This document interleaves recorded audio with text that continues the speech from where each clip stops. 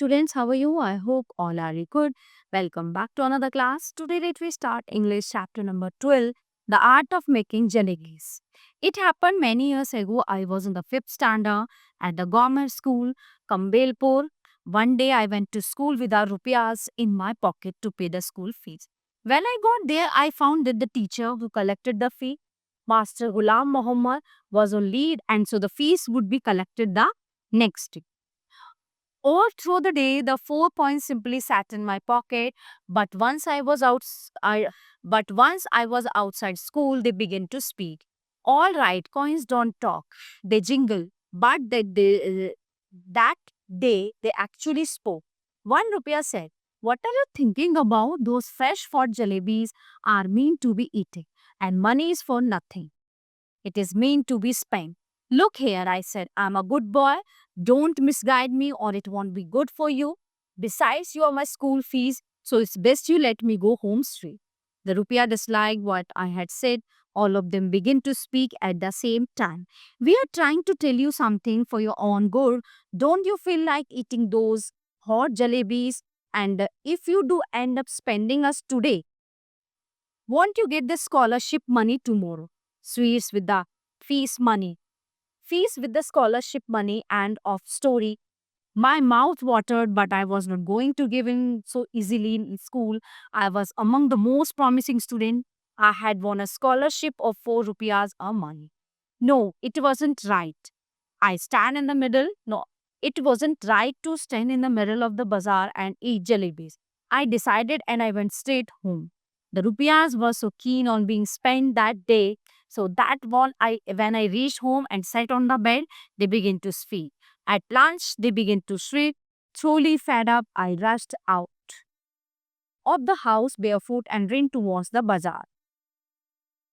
After that, I told the halwai to weigh a full rupee worth of jalebi. He was astonished. Those were expensive times. 1 rupiah fetched more than 20 rupees does nowadays.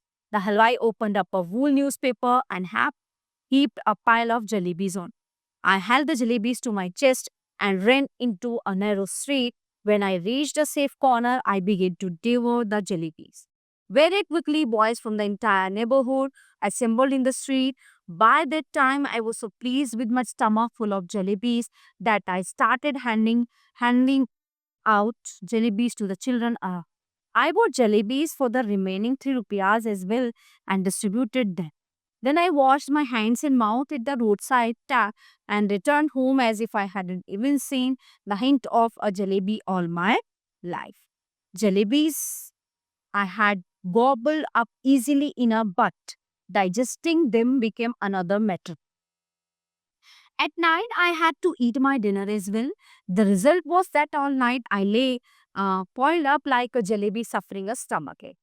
The next morning, when I got to school, I found out that the scholarship was going to be paid the following month. My head started to spin. Master Ghulam Muhammad announced that the fees would be taken during the recess.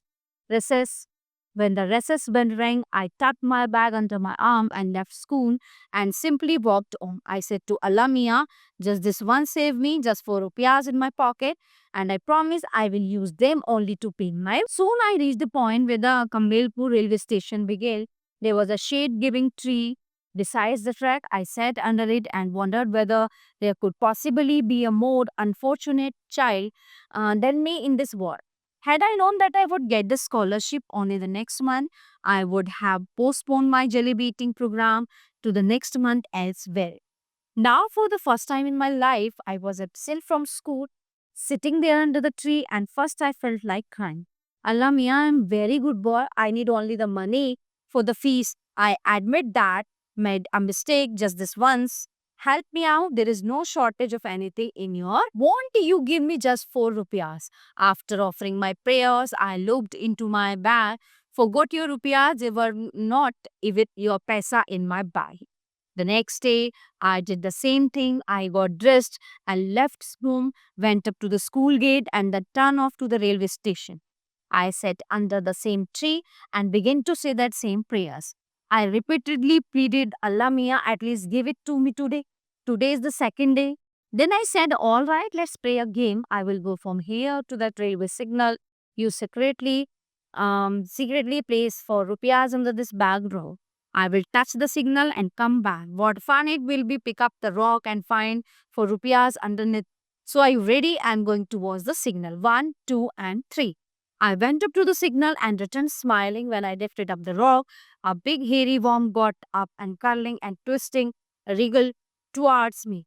I screamed and ran away. When I came back and picked up my bag, I again looked under the rock and the worm looked up at me. That day when I returned home, I was called the report of my absence had reached home. It's useless to read what happened after that.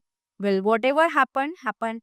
But up to the 7th of or 8th standard, I kept wondering if Allah Mia had sent me 4 rupees. That day, what harm could it have possibly caused anyone? It was only later that I came to the conclusion that if Allah Mia were to provide all for the asking, that people would even today be living in nests like vultures and crows and would not have learned the art of making jellies. So everyone, the chapter is in here. I hope you all are very well understandful chapter. So we will meet to the next class. Thank you everyone.